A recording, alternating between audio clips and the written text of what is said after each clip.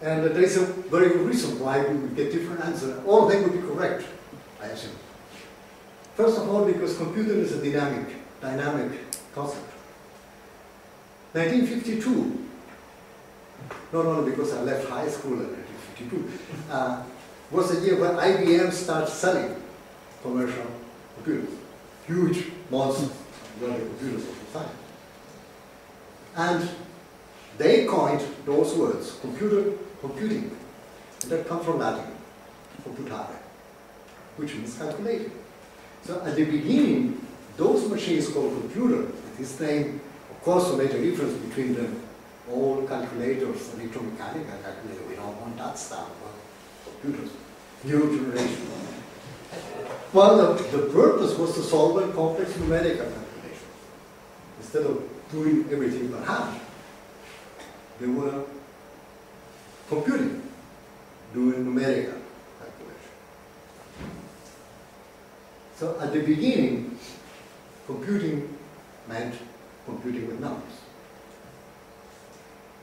or if you want, number processing. Now, this is a very nice picture. I don't know who is this gentleman, but it must be someone from the RAND Corporation. Let me read what it says here. Scientists of the RAND Corporation have created this model to illustrate a home computer, how a home computer could look in the year 2004, so 4 years ago. However, the needed technology is not, will not be economically feasible for an average home. This computer costs 300 euros.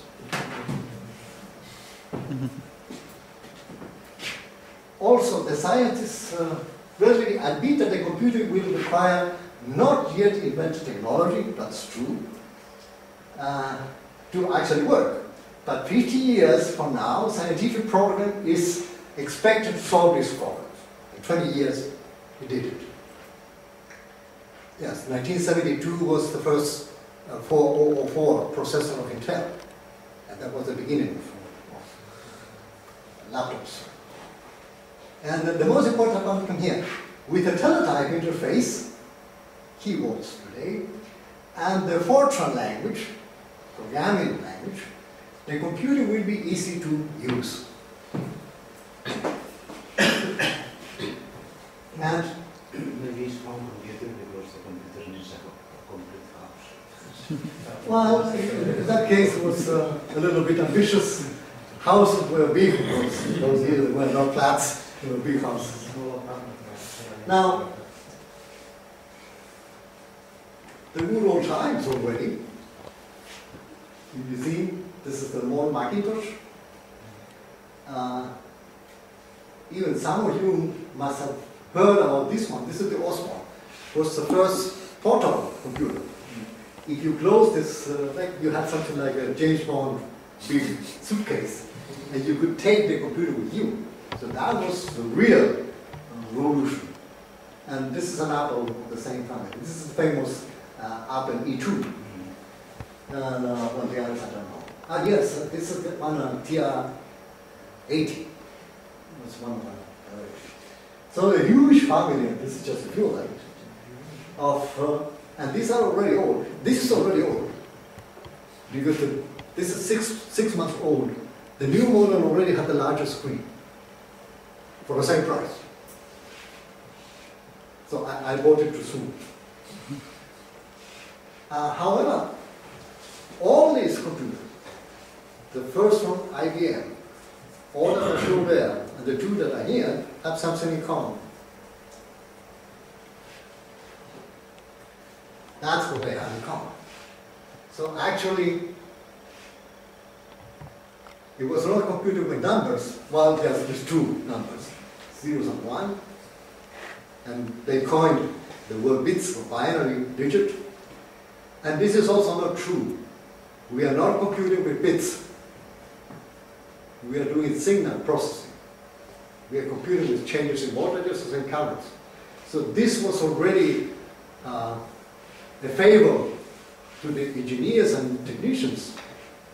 Instead of working with high voltage and low voltage, if you happen to to obtain logic design hardware-oriented book from East Europe, you will probably have here H's and L's, or high and low instead of 1 and 0s, which is much closer to reality.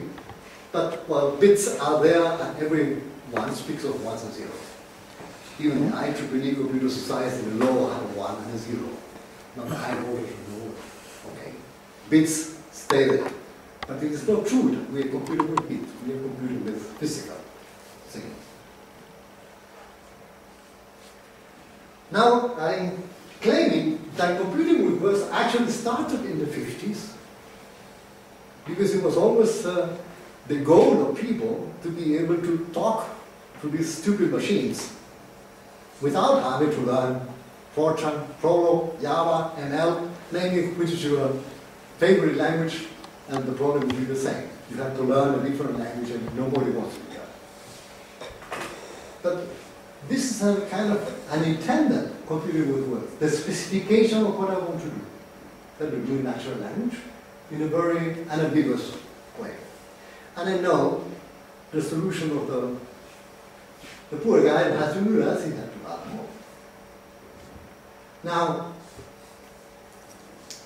of course, we can have some help from mathematicians, and instead of writing this huge summation, we can do a more elegant formal representation. This is one. Of course, you do not choose the simplest one, you do something complicated, otherwise your paper will not be accepted. If you must impress the reference, you write it this way to obtain the summation from 1 to 100. And then, however, we have computing with words a la Fortran. Well, I guess Fortran 2 didn't have this types here, but the rest is exactly this one written with words. Start with x equal 1, and the next 500, and we'll add 1 after the other, and that's it. So this is another kind of specification of the same, not in a natural language, in a kind of a pre-associated language, as Sara used to say, programming language that allow me to talk with these machines.